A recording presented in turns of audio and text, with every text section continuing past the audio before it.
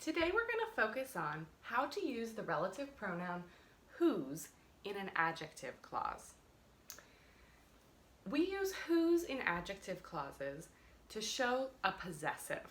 If you need to review the basics of adjective clauses, please check out my video on that topic first. But today we're just going to focus on the relative pronoun whose, and then also this other word that has the same sound, whose, that often gets confused.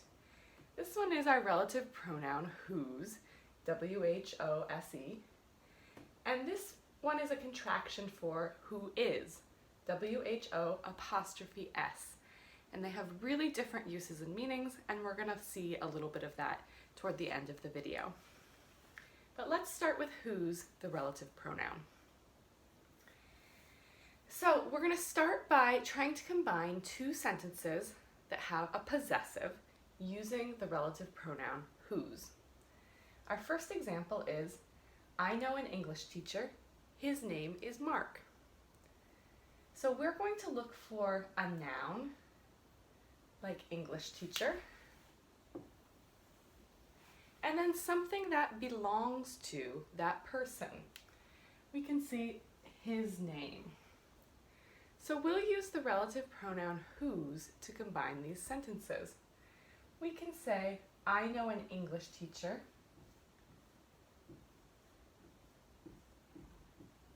whose name is Mark. That means this name belongs to the English teacher. Let's look at our second example. The students are improving their grades. I talked to their parents. Here we have the noun, the students, and we can see their parents. These are the parents that belong to the students. So we can use our relative pronoun whose to combine these sentences together. This one's a little bit more complicated because of the placement in the sentence. So we'll say the students whose parents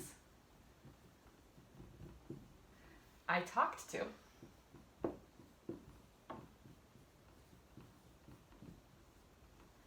are improving their grades. We take this whole sentence and we turn it into an adjective clause with whose inside of the first sentence. The students whose parents I talked to are improving their grades. These are the parents that belong to these students. Now in our last two examples, we just have a space, and we're going to try to choose whether to use whose or whose. Which whose can we use?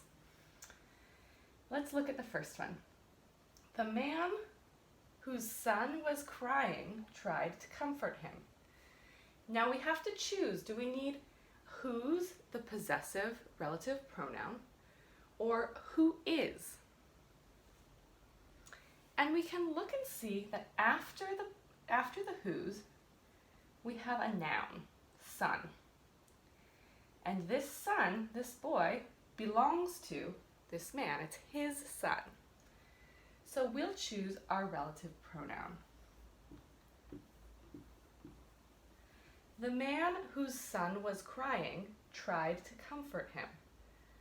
We need this possessive relative pronoun because we know that the son belongs to the man. Let's look at our last example.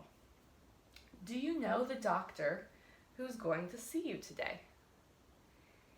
After this whose, we have a verb, right? So we're going to use who is.